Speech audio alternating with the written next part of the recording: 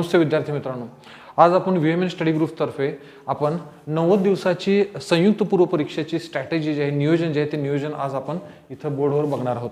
यामध्ये 90 दिवसामध्ये कशा पद्धतीने प्रिपरेशन करायचं, कशा पद्धतीने तयारी करायचं ते आपण थोडंसं काय करणार आहे, चर्चा करणार आहे। आता बरोबर 90 दिवस राहिलेत आणि 90 दिवसामध्ये पूर्ण तुम्ही काय करायला पाहिजे, 90 दिवस 90 डेज जे आहेत त्या 90 दिवस पूर्ण तुम्ही युटिलाइज करायला पाहिजे आणि ते 90 दिवस ज्यावेळी पूर्ण युटिलाइज करता त्याच वेळी काय मिळणार आहे, तुम्हाला हमखास यश मिळणार आहे। पहिला मुद्दा, तुम्ही कुठेही वेळ वाया घालवायला नाही पाहिजे, फक्त तुम्ही काय करायला पाहिजे, अभ्यासाने अभ्यास एकच करायला पाहिजे, तर तुम्हाला यश आहे ते हमखास मिळणार। सर्वप्रथम आपण 2 टप्प्यामध्ये काय करणार आहे, याची चर्चा जी आहे ती 2 टप्प्यामध्ये करणार आहे। पहिलं म्हणजे काय, तर आपले 7 विषय जे आहेत ते 7 विषयाबद्दल नक्की काय करायचं, आपल्या नियोजनामध्ये काय असायला पाहिजे ते थोडक्यात एक 5 ते 10 मिनिटांमध्ये बघूया आणि नंतर 90 दिवसाची स्ट्रॅटेजी कशा पद्धतीने करायचं, 90 दिवस कसं तयार करायचं त्याच्याबद्दल आपण काय करणार आहे, चर्चा करणार आहे। पहिल्यांदा हे जे 7 विषय आहेत, आपल्याला पूर्व परीक्षेत जर बघितलं, पूर्व परीक्षेला आपल्याला हे 7 विषय आहेत, 7 विषयांची काय करायची आहे, तयारी करायची आहे। आणि पहिला विषय जो आहे तो आपल्या सिलेबसमध्ये दिलेला आहे, तो कोणता आहे, चालू घडामोडी आहे, ठीक आहे। दुसरा नागरिक शास्त्र आहे, तिसरा इतिहास आहे, भूगोल, अर्थव्यवस्था, सामान्य विज्ञान आणि बुद्धिमापन व अंकगणित, असे आपले 7 विषय आहेत। यामधले पहिले 2 विषय जे आहेत, पहिले 2 विषय जे आपण डेली घेणार आहे, काय करणार आहे आपण, दैनंदिन रोज आपण त्याची काय करणार आहे, प्रॅक्टिस करणार आहे। असे 2 विषय म्हणजे कोणता, हा क्रमांक 1 चा विषय आणि नंतर क्रमांक 7 चा विषय। हे 2 जे आहेत, तुम्ही याची तयारी जी आहे, याची प्रॅक्टिस जी आहे ती तुम्ही रोज करणं, त्याचा सराव रोज करणं खूप गरजेचं आहे। यामध्ये पहिल्यांदा चालू घडामोडीचा विचार केला तर साधारणपणे आपली एक्झाम जी आहे, परीक्षा जी आहे, संयुक्त पूर्व परीक्षा, तर ती ऑक्टोबरच्या पहिल्या आठवड्यात आहे। साधारणपणे 1 महिन्या आधीपर्यंत, 1 महिन्या आधी समजा आपला पेपर सेट होईल किंवा 15 दिवस 1 महिना सोडला तर सप्टेंबर 15 पर्यंत तरी चालू घडामोडी आपण करणं अपेक्षित आहे। यामध्ये आता पहिली गोष्ट 2022 आणि हा आपण एक बेसिक काय धरला महिना जो आहे तो सप्टेंबर 2022 महिना धरला। याच्या आधी कमीत कमी 1 वर्षाचं तरी काय करणं गरजेचं आहे, आपण चालू घडामोडी करणं गरजेचं आहे। आणि अलीकडे चालू घडामोडी जे आहेत थोड्याशा काय आहेत त्याच्या मागच्या म्हणजे 2 वर्षाच्या 1.5 वर्षाच्या मागे जाऊन काय आहे करत आहे ते विचारत आहे। त्यामुळं हा जो आहे चालू घडामोडी, हा याचा अभ्यास आहे तुम्ही डेली बेसिसवर करणं गरजेचं आहे, रोज करणं गरजेचं आहे। मग काय करणार आहे आपण, कमीत कमी याचा विचार केला तर सप्टेंबर 2022 च्या आधी बरोबर 1 वर्ष म्हणजे कमीत कमी 2001, 1 वर्षाचं कमीत कमी करायचं म्हणतो मी। 1 वर्ष जे आहे ते कमीत कमी 1 वर्ष, 12 महिन्यापेक्षा जास्त, तुम्हाला 13 महिने जमले, 15 महिने जमले, तुम्हाला 1.5 वर्ष जमलं, किती जेवढं जास्तीत करता येईल तुम्हाला काय करायचं इथं करायचं आहे। यामध्ये मग मी तुम्हाला पहिला मुद्दा सांगितला की तुम्ही कसं करायचं, तर बेसिक 1 वर्ष आपण धरलं, त्याच्यापेक्षा जास्त तुम्हाला काय चालू घडामोडी करणं गरजेचं आहे। मग आपण ते कशा पद्धतीने चालू घडामोडी करायचं, स्ट्रॅटेजी काय असणार आहे चालू घडामोडीची ते बघू। पहिलं तरी आपलं ठरलं की बाबा बेसिक किती, मी कमीत कमी 1 वर्षाचं काय करणार आहे, चालू घडामोडीची तयारी करणार आहे। आता कमीत कमी 1 वर्षाची चालू घडामोडीची तयारी करणार आहे, त्यामध्ये परत 2 मुद्दे आहेत। मटेरियल कोणतं वापरायचं, पहिलं मटेरियल म्हणजे काय, काही लोक असतात ते मासिक वापरतात, काही लोक आहेत ते त्रैमासिक वापरतात, 3 महिन्याचं जे येतं ते, आणि काही लोकांचं काय मासिक जे आहे, मंथली जे येते ते मंथली। आता तुम्ही जर बघितलं अलीकडचा जर ट्रेंड बघितला तर हे कसं संपवायचं हा एक प्रश्न आहे। मासिक एक आहे आणि त्रैमासिक। तुम्हाला साधारणपणे जर वर्षाचं भेटलं तर तुम्हाला 4 त्रैमासिक जे आहेत ते 4 त्रैमासिक काय करावे लागणार आहेत, आणि मासिक जर भेटला तर 12 मासिक आहेत ते करावे लागणार आहेत। कमीत कमी सांगतोय मी, याच्यापेक्षा जास्त जेवढं कराल तेवढं चांगलं आहे। पण ऍक्च्युअली कसं आहे, तुम्ही जेवढं करणार आहे अभ्यास तेवढं तुम्ही खूप चांगल्या पद्धतीने करणं गरजेचं आहे। दुसरा मुद्दा, जे विद्यार्थी हे सोडून याच्यापेक्षा चांगला सराव म्हणजे काय असणार आहे, डबल स्टार देऊया आपण, त्याच्यापेक्षा चांगला सराव असणार आहे तो कशाचा असणार आहे, दैनंदिन रोज वृत्तपत्र जो विद्यार्थी वाचतो त्याला चांगल्या पद्धतीने काय होणार आहे, मार्क्स येणार आहे, आतापर्यंतचा ट्रेंड आहे। पण आता बघा 90 दिवस राहिलेत आपल्याला, आणि आता मागे जाऊन कसं आपण ते वृत्तपत्र वाचणार पॉसिबल नाहीये, त्यामुळे आपण मासिक आणि त्रैमासिक यांच्याबद्दल चर्चा करणार आहे। वृत्तपत्र जर वाचत असाल तुम्ही, दैनिक जर वाचत असाल आणि मग त्याचे नोट्स काढत असाल तर त्या विद्यार्थ्याला सर्वात जास्त फायदा होतो। फॉर एक्झाम्पल UPSCचे विद्यार्थी असतात बघा, द हिंदू वाचतात, द हिंदूचे काय करत असतात, नोट्स काढत असतात। तसंच लक्षात ठेवा, आता इथून पुढे MPSCच्या विद्यार्थ्याकडून पण तीच अपेक्षा आहे, कारण MPSCची परीक्षा पद्धती बदलत चाललेली आहे आणि आता ऑब्जेक्टिव्ह मोड वरून आपण सब्जेक्टिव्ह मोडकडे चाललेलो आहोत। त्यामुळे तुमचं लिखाण आहे ते लेखी परीक्षा तुमची राज्यसेवेला येणार आहे, कंबाईन तुमची काय असणार आहे, कंबाईन तुमची ऑब्जेक्टिव्ह राहणार आहे, तरी सुद्धा परीक्षा पद्धतीमध्ये बदल होणार आहे। त्यामुळे खूप व्यवस्थित अभ्यास जर करायचा असेल, सर्वात चांगलं बेस्ट म्हणजे कोणतं सांगितलं तुम्हाला, वृत्तपत्र दैनंदिन। पण आता वेळ नाही आहे, आपण 90 दिवसाची स्ट्रॅटेजी बघतोय। जर ज्यांनी नोट्स काढले नाही त्यांच्यासाठी काय, त्यांच्याकडे एक आहे तर मासिक आहेत किंवा त्रैमासिक आहेत। आता हे झालं एक मुद्दा की तुम्ही काय करायचं, कमीत कमी 1 वर्ष मागचं काय करायचं, अभ्यास करायचा. पुढचा जो आपला टॉपिक आहे जो डेली बेसिसवर करायचा आहे तो म्हणजे काय, बुद्धिमापन व अंकगणित. आता कसं आहे, इथून पुढं समजा तुम्ही एक 10 तास 12 तास डेली तुम्ही 12 अभ्यास करता, कारण तुम्ही अभ्यास सोडून दुसरं काहीच करणार नाही. ज्यावेळी एखादा विद्यार्थी अभ्यास आणि फक्त अभ्यास करतो त्याच विद्यार्थ्याचं काय आहे, सिलेक्शन होण्याची शक्यता वाढत असते. आता इथं आपण बुद्धिमापन आणि अंकगणित हे बघू. बुद्धिमापन आणि अंकगणितचं जर बघितलं, कोणतेही पुस्तक घ्या, बाजारामध्ये भरपूर पुस्तकं आहेत, ते पुस्तकं अवेलेबल झाले आहेत. साधारणपणे 40 ते 50 टॉपिक्स आहेत तिथं डिवाइड करून तुम्हाला दिलेले दिसतील बुद्धिमापन व अंकगणिताचे. मागच्या पेपरचा जर ट्रेंड बघितला तर जास्तीत जास्त प्रश्न जे आहेत त्या बुद्धिमापन या टॉपिकवर पडलेले आहेत आणि अंकगणितवर हे जे आहे ते प्रमाण कमी आहे. सर्वात जास्त प्रश्न पडतात तुम्हाला बुद्धिमापनावर पडतात, अंकगणितवर प्रश्न आहेत ते कमी पडतात. तरी सुद्धा हे 15 मार्क्स आपल्याला पूर्ण फेच करायचे जर असतील, 15 मार्क्स जास्तीत जास्त 15 पैकी जास्तीत मार्क पडायचे असतील तर आपण काय करणं गरजेचं आहे, डेली बेसिसवर काय करणं गरजेचं आहे, डेली बेसिसवर हा जो टॉपिक आहे हा टॉपिक करणं गरजेचं आहे, बुद्धिमापन अंकगणित. आणि तुम्ही जर मार्केटमध्ये कोणताही बुक बघितला तर साधारणपणे 40 टॉपिक्स मध्ये काय केलं त्यांनी डिवायडेशन आहे, ते डिवायडेशन केलेलं तुम्हाला दिसणार आहे. आता हे जे डेली बेसिसवर कसं करायचं, काय करायचं आपण पुढे जाऊन बघणार आहे. आता काय करूया, पहिल्यांदा यांच्याबद्दल चर्चा करूया आणि मग नंतर आपण काय करू, 90 दिवसामध्ये कशा पद्धतीने आपण हे सगळं एक चौकट आहे अभ्यासाची ती कशी तयार करायची ते बघू. दुसरा, हे 2 विषय झाले जे आपण काय करणार आहे, डेली बेसिसवर करणार आहे. मग राहिले किती विषय, तर आपले 5 विषय जे आहेत ते 5 विषय राहतात. आता काही लोक काय म्हणतात 7 दिवसामध्ये एक विषय करा. समजा आता याची डिवायडेशन करताना काय करतील, बाबा साधारणपणे 80 दिवस राहिलेत, 90 दिवस राहिलेत, 90 दिवस राहिलेच तर कोण म्हणतील तुम्हाला 15 दिवसाला एक विषय संपवा असं म्हणेल. तसं न करता आपण ते वेगळ्या पद्धतीने बघू. पहिल्यांदा आपण काय करू, ह्या सिलेबस आहे तर सिलेबसमध्ये कोणकोणते टॉपिक्स आहेत बघू. पहिला आहे तो 2 म्हणजे हे 5 विषय जे आहेत त्या 5 विषयामधला पहिला जो आहे तो म्हणजे कोणता आहे, नागरिकशास्त्र आहे. आता यामध्ये काय आहे, परत तुम्ही काय करणं गरजेचं आहे, ते दिलेलं आहे ते सिलेबसची फोड करणं गरजेचं आहे. ह्या 3 मुद्दे आहेत नागरिकशास्त्रामध्ये. नागरिकशास्त्र जे आहे त्या नागरिकशास्त्रामध्ये मुद्दे किती आहेत, 3 आहेत. पहिला मुद्दा काय सांगितला आहे त्यांनी, तर त्यांनी सांगितलेला आहे भारतीय राज्यघटनेचा प्राथमिक अभ्यास सांगितलेला आहे. दुसरा मुद्दा जो सांगितला आहे तो राज्य व्यवस्थापन सांगितले, प्रशासन सांगितलेलं आहे. आणि तिसरा मुद्दा जो सांगितलेला आहे ग्राम व्यवस्थापन सांगितलेलं आहे. तिसरा मुद्दा कोणता सांगितलाय, ग्राम व्यवस्थापन. असे 3 म्हणजे राज्यघटना, राज्य व्यवस्थापन कंसात प्रशासन दिले, ग्राम व्यवस्थापन कंसात प्रशासन दिलं, असे 3 मुद्दे जे आहेत ढोबळमानाने 3 मुद्दे जे आहेत ते नागरिकशास्त्राचे आहेत. तुम्ही मागचे पेपर काढून बघा, लास्ट कंबाईनचा पेपर, तुम्हाला दिसेल ग्रामपंचायत पंचायत राजवर जास्त प्रश्न पडले. ग्रामपंचायत पंचायत राज काय होतं, विद्यार्थ्यांना प्रॉब्लेम काय होतं अभ्यास करताना, ते कुठलंही एक पुस्तक घेतात आणि राज्यघटना आहे ते राज्यघटना खूप व्यवस्थित करून जातात, पण 2 टॉपिक जे आहेत ते 2 टॉपिक्स राहतात त्यांचे जे व्यवस्थित होत नाहीत. ते म्हणजे कोणतं, ग्राम व्यवस्थापन म्हणजे ग्राम प्रशासन आणि दुसरं म्हणजे राज्य व्यवस्थापन, त्याला काय म्हणतो आपण राज्य प्रशासन जे म्हणतो. हे 2 टॉपिक्स असतात त्यांचे वीक झालेले असतात. म्हणून मित्रांनो 2 टॉपिक जे आहेत ते कधीही विसरायचं नाही. पहिला टॉपिक आहे राज्य व्यवस्थापन आणि दुसरा आहे तो कोणता आहे, ग्राम व्यवस्थापन. हे 2 टॉपिक्स आहेत, हे टॉपिक्स व्यवस्थित तुम्हाला काय करावे लागतील, हे मुद्दे करावे लागतील. आता यामध्ये पण 2 आहे, तुम्ही याच्यासाठी स्पेशल बुक वाचायला पाहिजे, याच्यासाठी वेगळं बुक वाचायला पाहिजे. आता काय झालंय, राज्यसेवेचा तो मुख्य परीक्षेचा सिलेबस बघितला तर विद्यार्थ्यांचं मानसिकता काय असते, पूर्व परीक्षा जाताना फक्त राज्यघटना करून जातात. या नागरिकशास्त्र या टॉपिकला ते राज्यघटनाच म्हणतात, फक्त राज्यघटना करतात. ते ग्राम व्यवस्थापन प्रशासनिक जे आपलं स्ट्रीम आहे ते बघत नाहीत, फक्त राज्यघटनेचा अभ्यास करून जातात. तर आपल्याला ग्राम व्यवस्थापन ग्राम प्रशासन बघायचं आहे, राज्य व्यवस्थापन राज्य प्रशासन बघायचं आहे. कारण अलीकडच्या मागच्या पेपरमध्ये 3-4 प्रश्न जे आहेत ते याच्यावर पडलेले आहेत. ठीक आहे, त्या पुढचा जो टॉपिक आहे तो इतिहास. आता इतिहास जर आहे बघितला तर यामध्ये काय सांगितलेलं आहे, तर यामध्ये सांगितलेलं आहे फक्त एवढं सांगितलं आहे, आधुनिक भारताचा इतिहास सांगितलेला आहे. कोणता इतिहास सांगितलेला आहे, आधुनिक भारताचा इतिहास सांगितलेला आहे. आणि पुढे म्हटलेला आहे महाराष्ट्राचा इतिहास, हे इतिहासचा सिलेबस आहे. आता इतिहासमध्ये आधुनिक भारताचा इतिहास म्हणजे काय करणार, आधुनिक भारताचा इतिहास म्हणजे साधारणपणे 1707 नंतरचं जे औरंगजेब जे आहे, औरंगजेबच्या निधनानंतरचं जे म्हणतो ते ढोबळमानानं काय म्हटलं जातं, मॉडर्न म्हटलं जातं. किंवा MPSCचे जुने प्रश्नपत्रिका जर बघितला तर 1857 जे आहे त्या 1857 म्हणजे आपण काय करूया, 2 टॉपिक करूया, 1857च्या उठावानंतरचा इतिहास आणि 1707 औरंगजेब जो आहे तो औरंगजेबच्या निधनानंतरचा जे मुघल साम्राज्याचं पतन झालं त्याचा इतिहास, असं आपण काय करूया आधुनिक भारताचा इतिहास म्हणूया. आता 2 गोष्टी आहेत. आता समजा 1707 पासून 1857 पर्यंत जर विचार करायला गेलो, यामध्ये मुघल आहे ते मुघल साम्राज्याचं काय झालंय, पतन झालेलं आहे.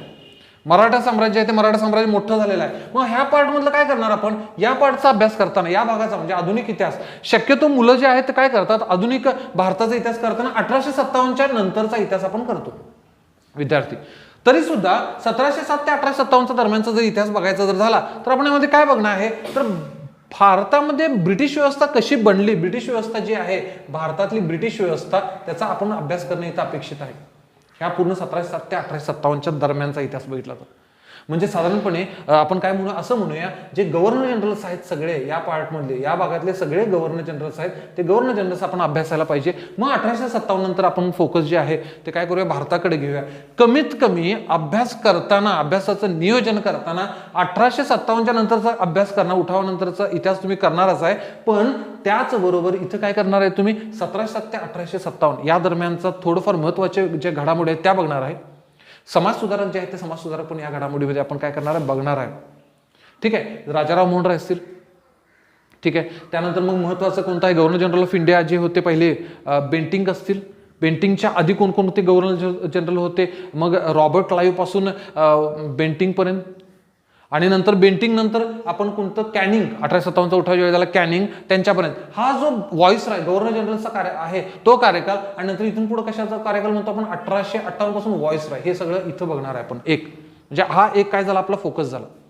दुसरा फोकस म्हणजे हे झालं 1857च्या नंतर आपण सगळं व्यवस्थित करणारच आहोत, कारण कसं आहे आपल्याला लिहिताना म्हटलेलं आहे ते आधुनिक भारताचा इतिहास असं म्हटलेलं आहे. याच बरोबर विशेषतः महाराष्ट्राचा म्हटलेलं आहे. म्हणजे काय बाबा, विशेषतः महाराष्ट्राचं म्हणजे काय, तर 11वीचं एक पुस्तक होतं जुनं, महाराष्ट्राचा इतिहास जो आहे तो 11वीचं जे जुनं पुस्तक होतं त्यामध्ये तुम्ही काय करणं, ते वाचन अपेक्षित आहे. फॉर एक्झाम्पल आता समजा यामध्ये कसं करायचं, नियोजन कसं करायचं, अभ्यासाचं नियोजन करताना समजा भारतामधलं आपण तुम्ही असहकार चळवळ बघत असाल, भारताची संदर्भात तुम्ही 1857चा जर उठाव बघत असाल, भारताच्या संदर्भात तुम्ही सविनय कायदेभंग चळवळ बघत असाल, त्यानंतर महत्वाचा चले जाव चळवळ बघत असाल, चले जाव चळवळ, ह्या चळवळी बघत असताना महाराष्ट्रामध्ये कोणकोणत्या घडामोडी झाल्या, महाराष्ट्रामध्ये कोणते उठाव झाले, महाराष्ट्रामध्ये असहकार चळवळ कसा झाला, महाराष्ट्रामध्ये सविनय कायदेभंग चळवळी संदर्भात कोणकोणत्या लढे झाले, त्याचबरोबर महाराष्ट्रामध्ये चले जाव चळवळ सुरू असताना महाराष्ट्रात नक्की काय होतं, महाराष्ट्रामध्ये प्रतिसरकार कोणतं होतं, कुंडलचं प्रतिसरकार ऐकलं असेल तुम्ही. म्हणजे तुम्ही अभ्यास करताना एकदा का तुम्ही भारताचा पूर्ण अभ्यास, भारताचा जे इतिहास आत्मसात केला, तर त्याचबरोबर तुम्ही भारतामध्ये हा इतिहास चालू असताना पॅरलल तिथं महाराष्ट्रात काय होतं हे एकदा समजून घेतला की तुम्हाला इतिहास जो आहे तो इतिहास सोपा जाणार आहे. बहुतेक विद्यार्थ्यांना इतिहास थोडासा अवघड वाटत असतो, याचं कारण हे आहे पॅरलल स्टडी जे आहे ते करत नाहीत. दुसरा आणखीन एक मुद्दा, याच्यामध्ये अजून एक मुद्दा वाढवावा लागेल आपल्याला, तो म्हणजे काय, समाज सुधारक. काय आहे, समाज सुधारक. हे समाज सुधारक कारण त्यांनी सांगितलंय आधुनिक भारताचा इतिहास आणि विशेषतः महाराष्ट्राचा इतिहास सांगितलंय. विशेषतः महाराष्ट्राच्या इतिहासामध्ये आपण भारताचा इतिहास करताना त्याच्या पॅरलल महाराष्ट्रात काय होतं चालू हे बघणार आहे. त्याचबरोबर सगळे समाज सुधारक जे आहेत ते समाज सुधारक आपण काय करणार, बघणार आहोत. त्यानंतर पुढचं जे आहे, पुढचा टॉपिक म्हणजे बघा आपण काय करूया, आपले आहेत विषय किती आहेत, 7 विषय आहेत. ह्या 7 विषयामधले जे 2 विषय आहेत, हा चालू घडामोडी आणि दुसरं बुद्धिमापन, हे आपण डेली बेसिसवर करणं गरजेचं आहे. विद्यार्थी मित्रांनो, वृत्तपत्र वाचणं गरजेचं आहे, पण वृत्तपत्र आपण वाचत नाही. आपल्याला सवय लागल्या मासिक आणि त्रैमासिकाची. डेली वृत्तपत्र वाचून त्याचा नोट्स जो काढतो त्याला जास्त फायदा होत असतो. तरी सुद्धा हे डेली बेसिसवर तुम्ही करणं गरजेचं आहे. आपण बघू नंतर 9 दिवसाची स्ट्रॅटेजी आपण बोर्डवर तयार करताना. दुसरं बुद्धिमापन आणि अंगणित, हे डेली, हे 2 विषय झाले. हे सोडून जे 5 विषय आहेत त्यातलं मी तुम्हाला आता नागरिकशास्त्र सांगितलं, दुसरं इतिहास सांगितलं. आता आपण कोणता बघणार आहे, भूगोल विषय. आता कसं असतं, हे भूगोल जे आहे ते भूगोलचा जर विचार केला त्यामध्ये काय सांगितलेलं आहे, महाराष्ट्राच्या भूगोल विशेष म्हणजे महाराष्ट्र, विशेषतः महाराष्ट्राचा भूगोल असं म्हटलेलं आहे. भूगोलचा अभ्यास करताना देखील विशेषतः काय सांगितलेलं आहे, महाराष्ट्राचा भूगोल जो आहे तो महाराष्ट्राचा भूगोल सांगितलेला आहे. यामध्ये बघू आपण महाराष्ट्राचा भूगोल म्हणजे काय. आपण काय करूया आता, भूगोल जे आहे ते भूगोलबद्दल बघूया. आता भूगोलचा अभ्यास करताना कसं करायचं, तर भूगोलचा अभ्यास करताना आपण बघू भूगोल जे आहे ते भूगोलमध्ये काय आहे सांगितलेलं आहे, पृथ्वी, त्यानंतर जगातील विभाग सांगितलेले आहेत, हवामान सांगितलेले आहेत, अक्षांश रेखांश सांगितले, हे 4 मुद्दे जे सांगितलेले आहेत. त्यानंतर महाराष्ट्रातील जमिनीचे प्रकार, ठीक आहे, महाराष्ट्रातील पर्जन्यमान, प्रमुख पिके, शहरे, नद्या, असे परत काय सांगितलेले त्यांनी महाराष्ट्राच्या संदर्भात त्यांनी विशेषतः काही टॉपिक सांगितले. तर यामध्ये भूगोलचा अभ्यास करताना 2 पद्धतीने करू आपण. पहिली गोष्ट लक्षात ठेवा, भूगोलसाठी अभ्यास करताना काय महत्वाचं आहे, नकाशा महत्वाचा आहे.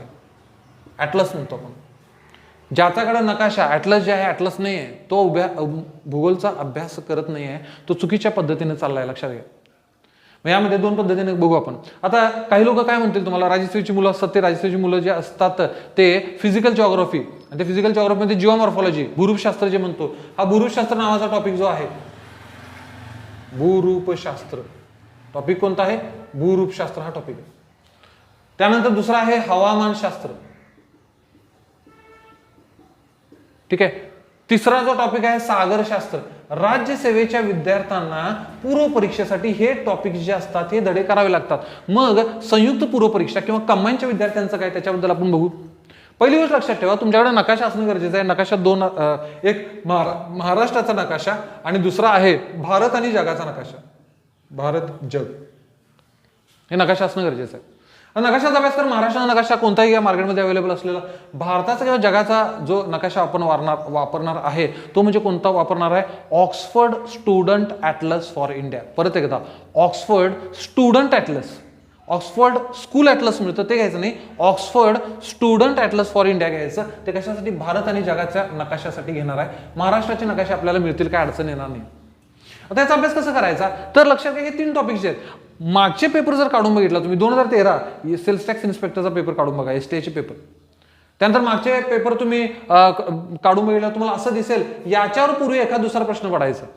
हे जे टॉपिक्स आहेत भूरूपशास्त्र, हे विशेषतः हे 2 टॉपिक्स घेऊ आपण. या 2 टॉपिक्सवर पूर्वी काय करायचे, जास्त प्रश्न पडायचे. अलीकडे याच्या टॉपिकवर प्रश्न कमी पडले आहेत आणि जास्तीत प्रश्न कशावर पडतात, भारत आणि भारताचा भूगोल आणि नंतर कुठला, महाराष्ट्राचा भूगोल, याच्यावर जास्त प्रश्न पडतात.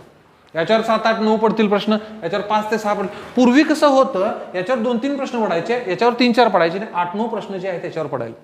साधारणपणे 15 जे आहे ते 15 प्रश्न असतात भूगोलवर. त्यापैकी 8-9 प्रश्न याच्यावर, 2-3 याच्यावर, 2-3 याच्यावर, असं त्यांनी विभागणी केलेली. अलीकडे जे आहे ते भारत आणि महाराष्ट्र पडतं. भूरूपशास्त्र, हवामानशास्त्रावर प्रश्न आहेत ते कमी पडतात. तरी सुद्धा तुमच्या सिलेबसमध्ये सांगितलेलं आहे, काय सांगितलेलं आहे, पृथ्वी सांगितलेलं आहे, तुम्ही करायलाच लागणार हे लक्षात ठेवा.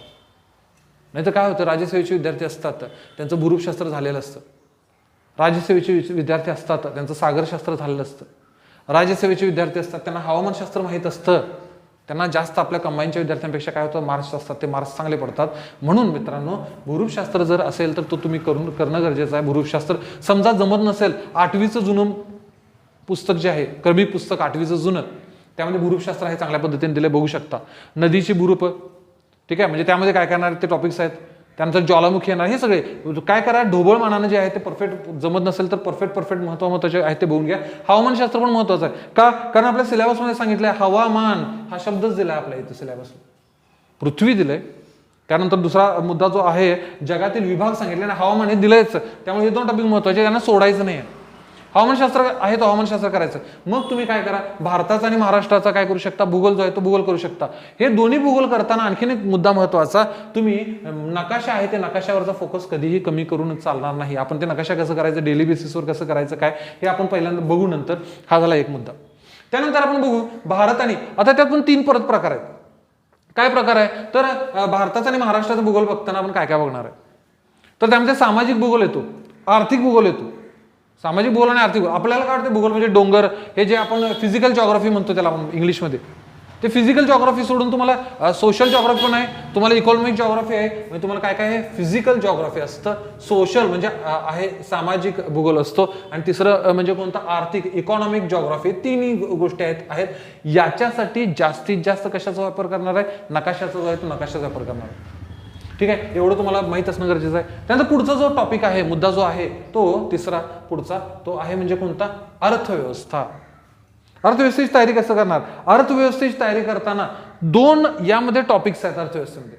एक आहे आपल्याला कुठला आहे, आपल्याला इंडियन इकॉनॉमी आहे, म्हणजे त्याला काय म्हणतो मराठीमध्ये, भारतीय अर्थव्यवस्था आहे. आपल्याला कोणता विषय आहे, भारतीय अर्थव्यवस्था. आणि दुसरा म्हणजे शासकीय अर्थव्यवस्था आहे.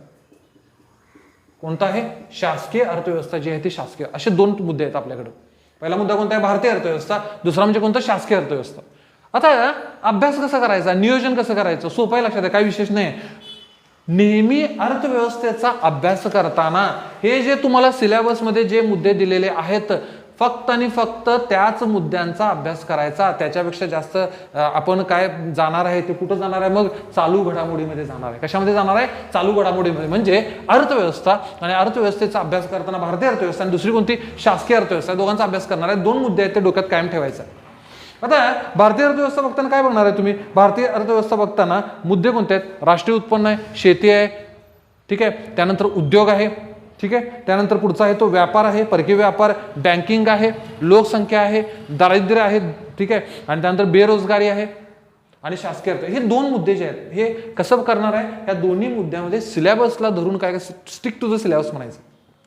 प्लस तुम्ही इथं हे जे आहे पूर्ण अर्थव्यवस्थेचा जो आपण अभ्यास करणार आहे त्यामध्ये तुम्ही त्याला जोड कशाची देणार आहे? तर बजेट जर आलं असेल, बजेट म्हणजे चालू घडामोडीची जोड याला द्यावीच लागते मित्रांनो. कशाची जोड द्यावी लागते? चालू घडामोडी. इकॉनॉमिक सर्वे येतं. इकॉनॉमिक सर्वे जे असतात इकॉनॉमिक सर्वे 2 येतात. भारतीय इंडियन इकॉनॉमिक सर्वे येतं आणि नंतर दुसरं काय महाराष्ट्राचं आहे ते महाराष्ट्राचा पण इकॉनॉमिक सर्वे येतं.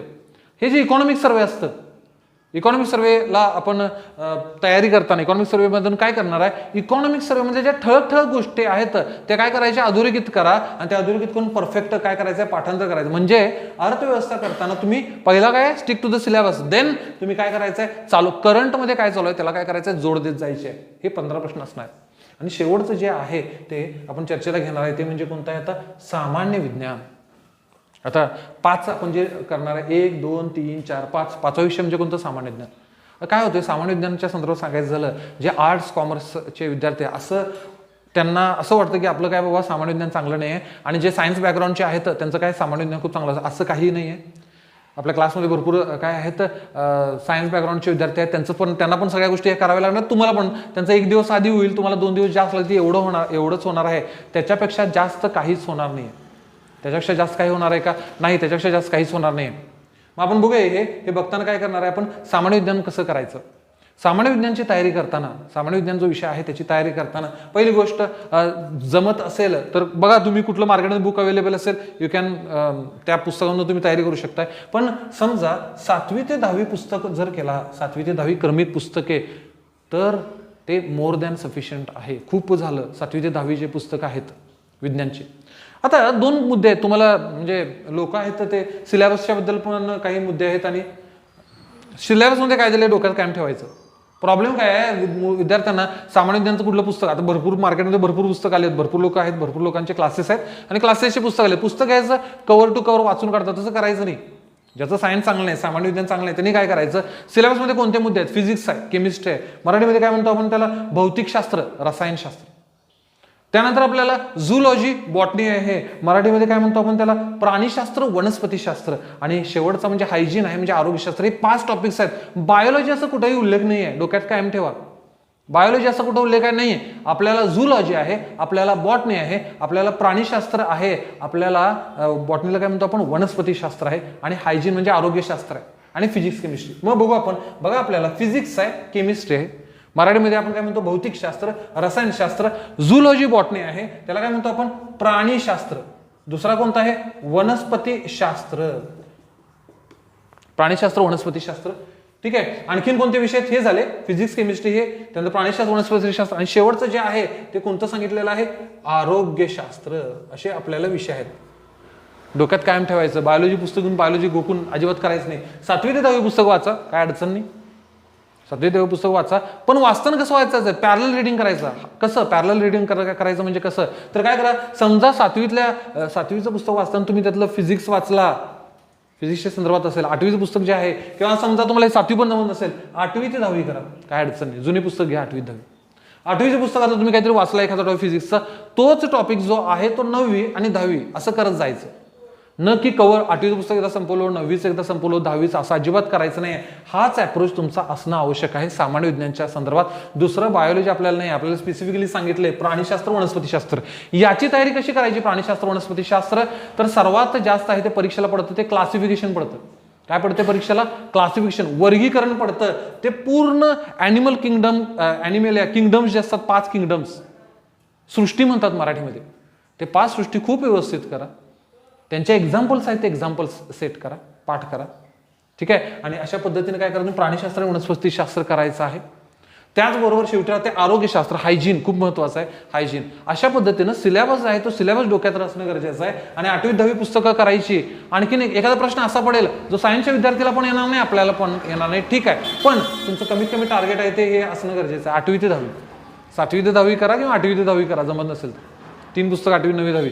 मार्केटमध्ये एखादं पुस्तक चांगलं अवेलेबल असेल, कोणत्याही क्लासचे नोट्स असतील किंवा काही जरी असेल, यू कॅन यूज. तुमचे गुरु जे आहे ते गुरुनं विचार, तुमचे गुरु काय म्हणतील काय करा, ते सांगतील तसं केला तरी काही अडचण येणार नाही. ठीक आहे. अशा पद्धतीनं आपण हे 7 विषयांची तयारी करणार आहे. हे 7 विषय कसे करणार आहे तर या पद्धतीने करणार आहे. पहिला विषय सांगितला तुम्हाला चालू घडामोडी आणि शेवटचा विषय सांगितला बुद्धिमापन. हे 2 विषय जे आहेत ते कसे करणार आहे आपण डेली बेसिसवर करणार आहे.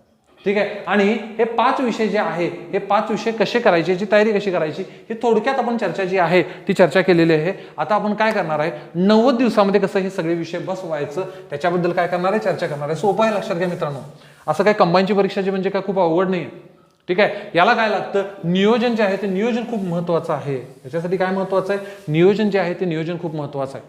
ठीक आहे. तर हे जे आहे नियोजन, आणि नियोजन कसं असायला पाहिजे, परफेक्ट नियोजन असायला पाहिजे. नियोजन कसं असायला पाहिजे, परफेक्ट नियोजन असायला पाहिजे. नियोजन जर परफेक्ट असेल तर कार्यक्रम सुद्धा आहे तो काय होणार आहे, परफेक्टच होणार आहे. ते आपलं आमच्या या सांगली कोल्हापूर भागामध्ये म्हणतात, काय म्हणतात तर करेक्ट नियोजन परफेक्ट कार्यक्रम म्हणतात, किंवा परफेक्ट नियोजन आणि करेक्ट कार्यक्रम म्हणतात. नियोजन कसं असायला पाहिजे, परफेक्ट, आणि कार्यक्रम कसा असायला पाहिजे, करेक्ट व्हायला पाहिजे. असं आपल्या सांगली भागामध्ये म्हटलं, सांगली कोल्हापूर आपला जो भाग आहे कोल्हापूर भाग, या भागामध्ये म्हटलं जाते. आता नियोजनासंदर्भात सांगायचं झालं तर तुम्हाला माहिती आहे, छत्रपती शिवाजी महाराज आहेत ते लाल महालात गेले. लाल महालात जाऊन त्यांनी 1 लाखाची फौज होती, जवळजवळ 1 लाख फौज होती, त्या तिथं आज जातात ते लाल महालामध्ये पुण्यामध्ये. आणि शाहिस्ते खान जो आहे त्याची काय करतात, बोटं जे आहेत ते बोटं तोडली जातात, शाहिस्ते खानावर डायरेक्ट हल्ला करतात. यालाच काय म्हणायचं, परफेक्ट नियोजन करेक्ट कार्यक्रम म्हणायचं. आपल्याला ते एवढी मोठी गोष्ट करायची नाही, आपल्याला एवढा मोठा इतिहास घडवायचा नाही, फक्त आपल्याला 90 दिवसाचं काय करायचं आहे, हे परफेक्ट नियोजन करायचं आहे. आणि कार्यक्रम कसा करायचा आहे, करेक्ट करायचा आहे. 90 दिवस म्हणजे भरपूर आहेत, लक्षात घ्या. फक्त तुम्ही दिवस रात्र अभ्यास करणं अपेक्षित आहे. अभ्यास सोडून इतर सगळ्या गोष्टी आहेत ते बाजूला ठेवणं अपेक्षित आहे. आता 90 दिवसाचा अभ्यास कसा करायचा तो थोडासा आपण काय करूया, बोर्डवर बघूया. आता 90 दिवस म्हणजे काय, आता आपण काय करू, तारीख आहे, ते तारीख मी इथं तुम्हाला समजायला पाहिजे म्हणून तारीख टाकतो. आठवड्याचे आपण काय करूया, ब्रेक्स करूया. पहिला समजा 10 जुलै आपण धरू इथं. ठीक आहे. जुलै महिना आहे तो 10. ठीक आहे. 10 नंतर पुढचा हा रविवार आहे जुलै महिन्याचा. ठीक आहे. आषाढी एकादशी आहे बघा, त्यानंतर 17, त्यानंतर 24. ठीक आहे. हे जुलै महिन्यात झाले. ऑगस्ट महिना जर बघितला, ऑगस्ट महिना, तर ऑगस्ट महिन्याचे दिवस बघा, 7 ला रविवार आहे, 14 ला रविवार आहे. ठीक आहे. हा ऑगस्ट महिना. ठीक आहे. ऑगस्ट महिना, ऑगस्ट महिन्याचा पुढचा रविवार ऑगस्ट महिन्याचा कधी आहे, 21 तारखेला आहे. त्याचा पुढचा रविवार जो आहे तो 28 तारखेला आहे. इथपर्यंत ऑगस्ट महिना आहे. त्यानंतर पुढचं सप्टेंबर महिना जर घेतला तर 4 तारखेला सप्टेंबर महिना येतो. ठीक आहे. 4 नंतर पुढचा जो आहे रविवार कधी येतो, 11 तारखेला येतो. आपण लिहून घेऊया इथं तुम्हाला समजण्यासाठी 90 दिवसासाठी. त्यानंतर 18, 25 आणि ऑक्टोबरचा आहे गांधी जयंती 2 तारीख. असं आपण काय करूया, डिवायडेशन करूया. 90 दिवसांचं काय करूया, साधारणपणे 90 दिवसांचं डिवायडेशन करणार आहे. 8 तारखेला 8 ऑक्टोबरला आपली परीक्षा आहे. कधी परीक्षा आहे आपली, एक्झाम कधी आहे, 8 ऑक्टोबर जे आहे ते 8 ऑक्टोबरला परीक्षा आहे. पहिली गोष्ट आपण सर्वात पहिल्यांदा येऊया डेली बेसिसवर काय प्रिपरेशन करणार आहे. We have to prepare the current affairs on the daily basis. Daily we have to prepare the current affairs. आजपर्यंत जरी अभ्यास केला नसेल, इट्स ओके. तुमच्याकडे मासिक असतील, त्रैमासिक असेल, त्यांचा अभ्यास करा. सर्वात चांगला विद्यार्थी कोण आहे, जो दैनंदिन काय करतो, वृत्तपत्र वाचतो, त्याचे नोट्स काढतो. पण शक्य आता पुढारी सकाळ, राजकीय बातम्या, कुठले आमदार कुठे गेले, हे सगळं आहे ते बाजूला ठेवणं अपेक्षित आहे. आता इथं काय करूया आपण, यामध्ये वृत्तपत्र जे आहे ते वृत्तपत्रांच्या संदर्भात बघताना बघू. पहिल्यांदा काय करायचं आहे, तुम्ही वृत्तपत्रांचे नोट्स काढला असेल तर नोट्स डेली तुम्ही पाठ करत असाल, काही विषय नाही. आता काय करू आपण, इथं पहिल्यांदा मासिक वाचत असेल तर तुम्हाला कमीत कमी 12 मासिक, कमीत कमी सांगतो मी, कमीत कमी किती मासिक, 12 मासिक. त्रैमासिक असेल तर कमीत कमी 4 त्रैमासिक, 4 पेक्षा जास्त त्रैमासिक ते वाचावे लागतील. आता इथं बघताना आपण काय करणार आहे, हा जो आहे चालू घडामोडी, हा तुम्ही काय करणार आहे, डेली बेसिसवर करणार आहे.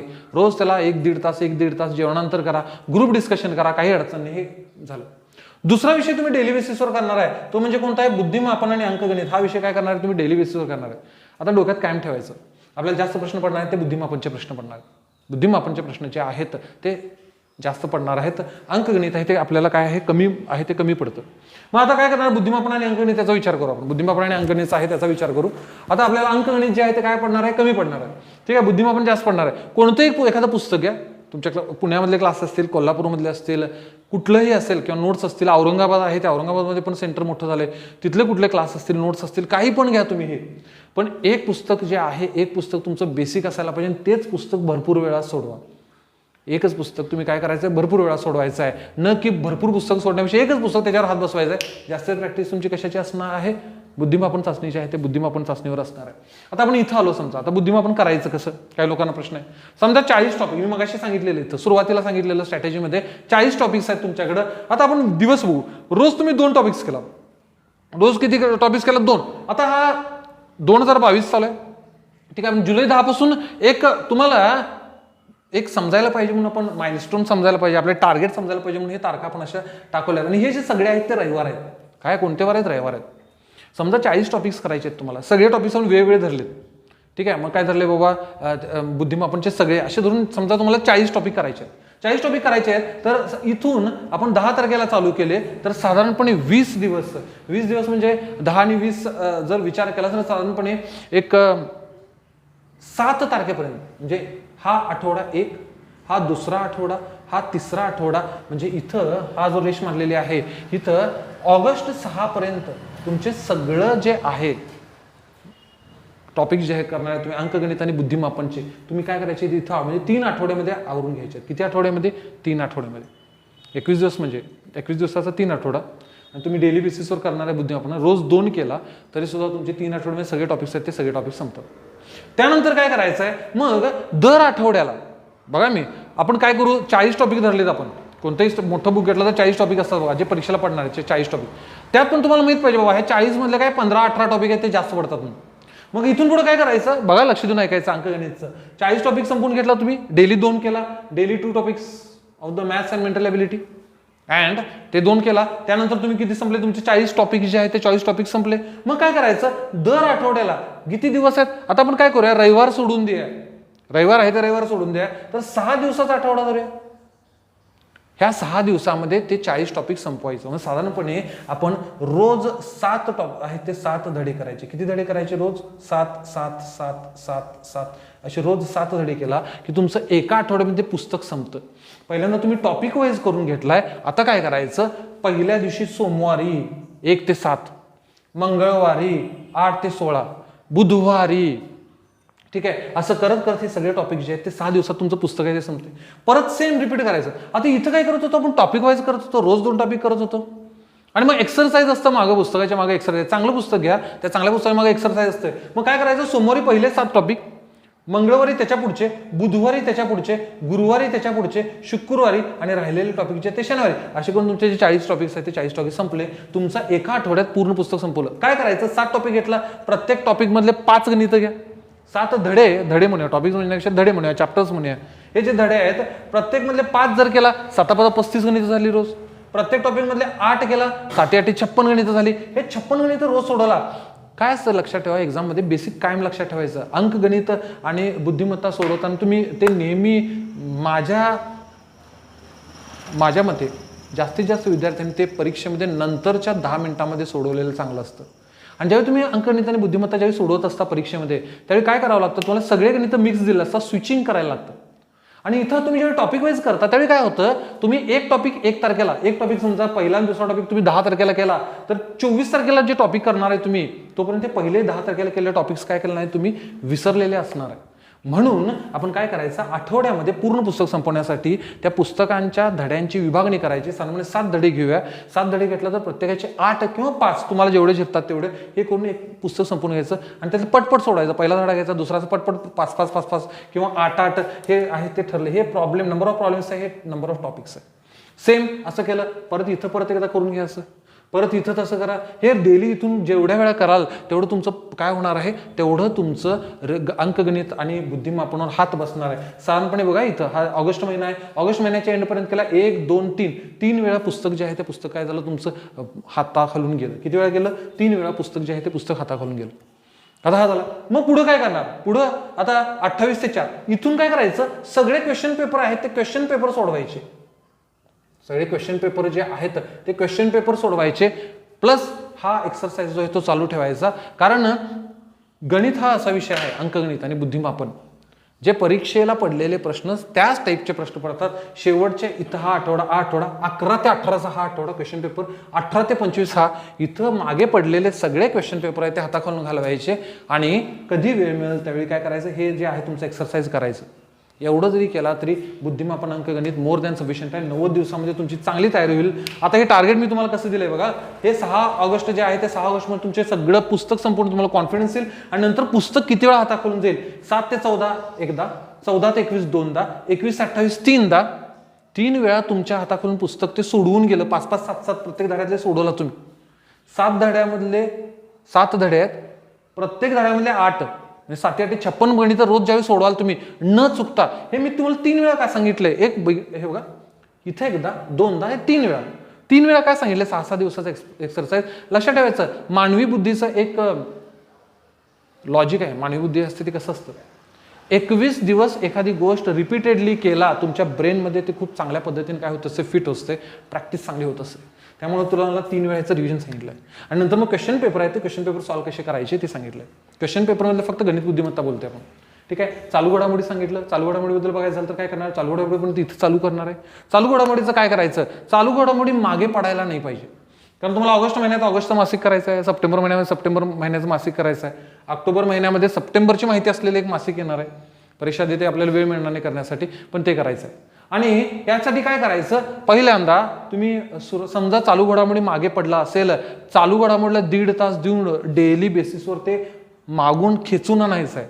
आत्तापासून 90 दिवस अभ्यास केला तर हे होणार आहे, नाहीतर हे शक्य नाही आहे.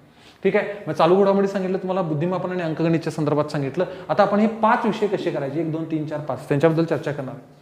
पहिली गोष्ट लक्षात घ्या, आता इथं आठवडे किती आहेत बघू आपण. 1, 2, 3, 4, ठीक आहे, 5, 6, 7, 8, हा 9, 10, साधारणपणे 10 आठवडे. ठीक आहे. साधारणपणे किती आठवडे आपल्या इथं बोर्डवर किती आठवडे, 10 आठवडे दिसत आहेत. आता काय करा, पहिल्यांदा कोणताही विषय घेता तर विषय घेताना एकच विषय प्रिपरेशन करायचं नाही.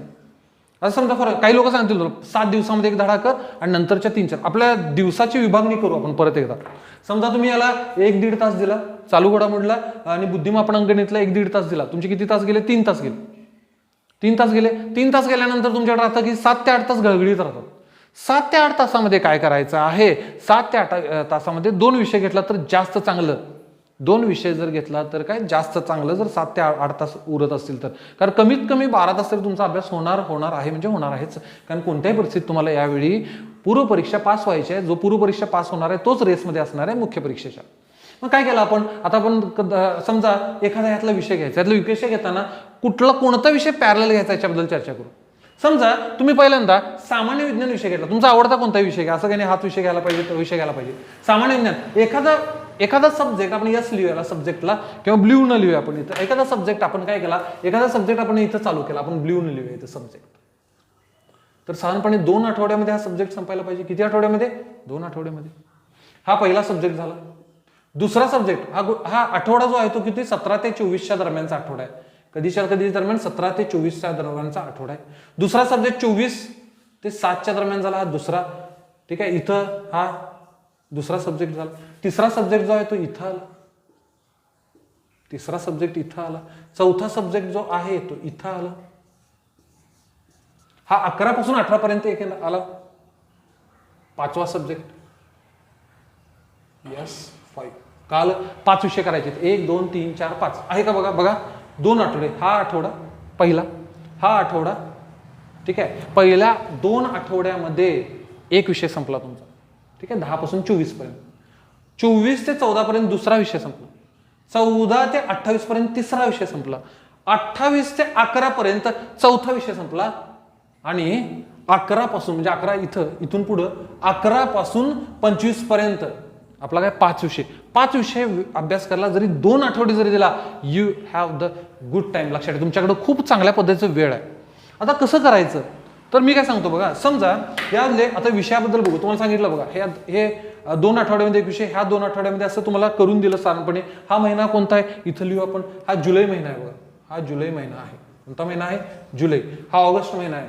ठीक आहे. आणि हा ऑगस्ट महिना इथं आलाय. हा सुद्धा कोणता महिना आहे, ऑगस्ट महिना आहे. हे जे आहे ते सगळे रविवार जे आहेत ते रविवार काय केले आहेत आपण, मार्किंग केलेले आहेत. हा सप्टेंबर महिना आहे.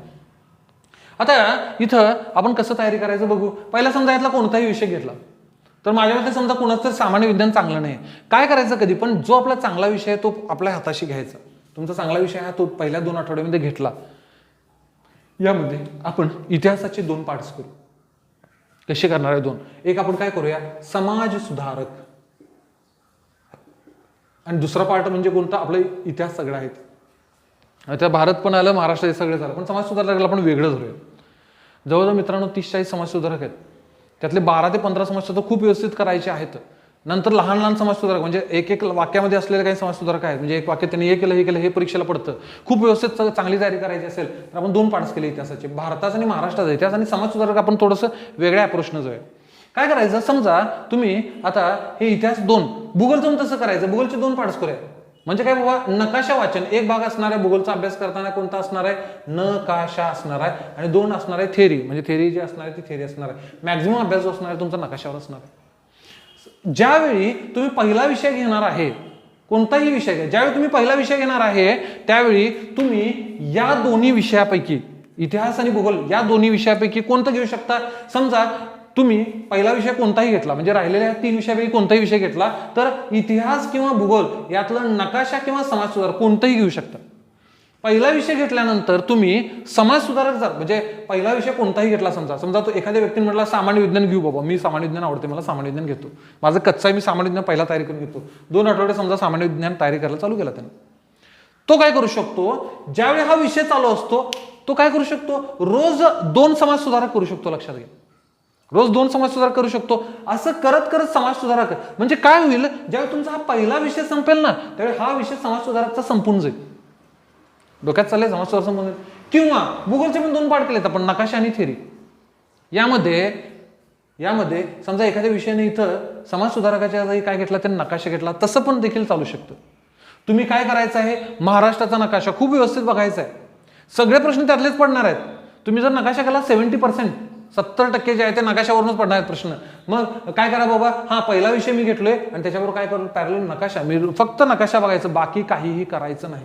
मी तुम्हाला दाखवतो बोर्डवर. समजा हा नकाशा आहे, हा महाराष्ट्र आहे, महाराष्ट्र दिसत असेल, ठीक आहे. या महाराष्ट्राचं बघताना मग तुम्ही काय करा, समजा तुम्ही धबधबे बघताय, कुठं कोणते धबधबे आहेत, मनुदेवी, पाटणादेवी, ठीक आहे, सहस्त्रकुंड, थंड हवेचे ठिकाण पाल, भिंगार, ठीक आहे, तोरणमाळ असेल, त्यानंतर पन्हाळा असेल, धबधबामध्ये अंबोली असेल, सातवले असेल, हे सगळेच धबधबे. काय करायचं, रोज नकाशा बघायचं. किंवा याच्यापेक्षा चांगलं म्हणजे नकाशा जे आहे त्या नकाशाचं काम, ज्यावेळी तुम्ही भूगोलचा अभ्यास करता तुमचे नकाशा ऑलरेडी झालेले असायला पाहिजे. असं ज्यावेळी होईल त्यावेळी तुमच्या अभ्यासाला ग्रीप येईल. कारण तुमचा अभ्यास, भूगोलचा अभ्यास म्हणजे नकाशा वाचन. म्हणजे सांगण्याचं तात्पर्य काय, ज्यावेळी तुम्ही पहिला विषय घेणार आहे त्याबरोबर तुम्ही समाज सुधारक घेऊ शकता किंवा काय घेऊ शकता, नकाशा जो आहे तो नकाशा घेऊ शकता. म्हणजे भूगोलचा अभ्यास करताना नकाशा तुम्ही करणारच आहे, त्याचबरोबर कोणताही इतर विषय करताना तुम्ही काय करायचं, नकाशा करायचा आहे. हा एक मुद्दा कायम लक्षात घ्या. म्हणजे आपण इतिहास आणि भूगोल डिवाइड केलं. अर्थव्यवस्थेचं बघितलं तर तसंच आहे. अर्थव्यवस्थेचं पण, अर्थव्यवस्था तुम्ही प्रिपरेशन करणार आहे, इथं 1, 2, 5 विषयामध्ये अर्थव्यवस्थेला तुम्ही वेळ देणारच आहे. पण चालू घडामोडी करताना अर्थव्यवस्थेमधलं सिलेबसशी संबंधित, आता आपल्याला सिलेबसमध्ये पहिला मुद्दा काय आहे, भारतीय अर्थव्यवस्था. त्यामध्ये सर्वात महत्त्वाचा एक पहिला मुद्दा कोणता आहे, राष्ट्रीय उत्पन्न आहे. तुम्हाला करंट अफेअर्समध्ये, चालू घडामोडीमध्ये राष्ट्रीय उत्पन्नाच्या संदर्भात काही जरी पडलं तरी पण ते करंट अफेअर्समध्ये कव्हर होऊनच जाणार आहे. म्हणजे अर्थव्यवस्थेचं पण आपलं डेलीच बेसिसवर चालूच असणार आहे. ठीक आहे. तर सांगण्याचं तात्पर्य काय, हे विषय जे आहेत असे ब्रेकडाऊन करणं गरजेचं आहे. ज्यावेळी तुमचा एखादा विषय चालू असतो त्यावेळी इतिहासाचं कोणतं घ्यायचं, समाज सुधारक घ्यायचं. रोज 2 समाज सुधारक केला मित्रांनो, हा विषय संपूपर्यंत तुमचा पहिला, तर तुमचे जवळजवळ सगळे समाज सुधारक संपलेले असतील. कारण शाहूंना वेळ लागेल अभ्यास करायचा, शाहूंचा, फुलेंचा अभ्यास करायला वेळ लागेल आपल्याला, आंबेडकरांचा अभ्यास करायला वेळ लागेल समाज सुधारक म्हणून करताना तयारी, पंडिता रमाबाईंना थोडं कमी वेळ लागेल, आगरकरांना थोडं कमी लागेल, ठीक आहे, चिपळूणकरांना थोडंच काहीतरी असेल. असं करत करत काय होणार आहे, तुमचं प्रिपरेशन होणार आहे. समाज सुधार खूप महत्त्वाचे आहे, तर त्यांनी आपल्या समाजामध्ये खूप मोलाचं योगदान दिलेलं आहे. त्याचा अभ्यास करताना तुम्ही तिथं जाऊन जगलं पाहिजे त्यांच्यासारखं, मग तुम्हाला कळणार समाज सुधारक काय होते. आता आपली चर्चा, आपण ब्लॅक आहे ते ब्लॅकनं मार्क करतोय. मी काय सांगितलं बघा तुम्हाला, बुद्धिमापन अंगणितचं सांगितलं. आता समजा एखाद्या विद्यार्थ्याने म्हटलं ह्या 2 आठवड्यामध्ये त्याचं काय झालं, पहिला विषय संपला. हा जो रविवारी मी गोल मार्क करायचं कारण काय आहे, हा 10 तारखेला अभ्यास चालू केला, त्यानंतर हा रविवार सोडून हा रविवार, दर रविवारी तुमची जो विषय झालेला आहे, 2 रविवार सोडून पुढचा रविवार, म्हणजे 2 आठवडे सोडून पुढच्या याला ह्या पूर्ण विषयाची, S1 विषयाची काय असायला पाहिजे, तुमची रिव्हिजन व्हायला पाहिजे. S1 विषयाची काय व्हायला पाहिजे, रिव्हिजन, डोक्यात कायम ठेवायचं. त्यानंतर बघा S2 विषय ह्या आठवड्यात केला 24 ते 7, त्यानंतर 7 ते 14, केला 7 ते 14 म्हणजे तुमचा इथं ह्या 2 आठवड्यात संपलं. मग ह्या विषयाची रिव्हिजन तुमची S2 विषयाची रिव्हिजन कुठला असायला पाहिजे 14 ऑगस्टला याची रिव्हिजन असायला पाहिजे. लक्षात घ्या. म्हणजे एका दिवसात रिव्हिजन करणं खूप महत्त्वाचं आहे. विद्यार्थ्यांचा जेव्हा रविवारी पेपर असतो किंवा शनिवारी पेपर असतो, रविवारी पेपर असला विद्यार्थी शनिवारी अभ्यास करतच नाही. शनिवारी पेपर असला तर ते शुक्रवारी अभ्यास करत नाहीत. काय करायचं कळत नाही, असं तसं टाइमपास करत बाहेर फिरत असतात. नाही, तसं करायचं नाही. रंगीत तालीम. पहिली रंगीत तालीम म्हणजे काय, ज्यावेळी तुमचा विषय संपेल त्यावेळी दर रविवारी म्हणजे विषय संपल्या त्या पुढचा म्हणजे 2 आठवडे संपल्या हा रविवार आला, त्या रविवारी दिवसभर त्या विषयाची रिव्हिजन एका दिवसामध्ये संपवायचं. परत 2 आठवड्यामध्ये एक विषय संपला, 14 ऑगस्टला पुढची रिव्हिजन आली दुसऱ्या विषयाची. परत हा 14 ऑगस्ट पासून 21 पासून 28 ऑगस्ट पर्यंत तिसरा विषय संपवला. इथं काय झाली, तिसऱ्या विषयाची काय झाली रिव्हिजन आली 28 ऑगस्टला. परत 28 ते 4 ते 11 सप्टेंबर पर्यंत तुमचा चौथा विषय संपला. इथं चौथ्या विषयाची काय झाली रिव्हिजन आली. ठीक आहे. 11 ते 18 पर्यंत तुमचा 5वा विषय, 18 ते 25 पर्यंत हा 5वा विषय संपला. मग इथं काय होणार आहे, ह्या 5व्या विषयाची काय येणार आहे उजळणी. म्हणजे साधारणपणे आपलं टार्गेट काय मित्रांनो, 25 सप्टेंबर पर्यंत 5 विषय तुमचे खूप व्यवस्थित झालेले असणार आहेत. 25 सप्टेंबर पर्यंत तुमचे 5 विषय जे आहेत ते 5 विषय कसे झाले खूप व्यवस्थित झालेलं असणार आहे. मग राहिले काय 25 ते 2 आणि 2 ते 7 हे 2च आठवडे राहिले. यामध्ये मग परत तुमचं काय असतं लक्षात घ्या, तुम्ही ज्यावेळी 2 आठवडे विषय संपवता त्यावेळी काय करत असता, त्याची रिव्हिजन रविवारी केल्यानंतर तुम्हाला कळतं माझा कोणता भाग वीक राहिलेला आहे.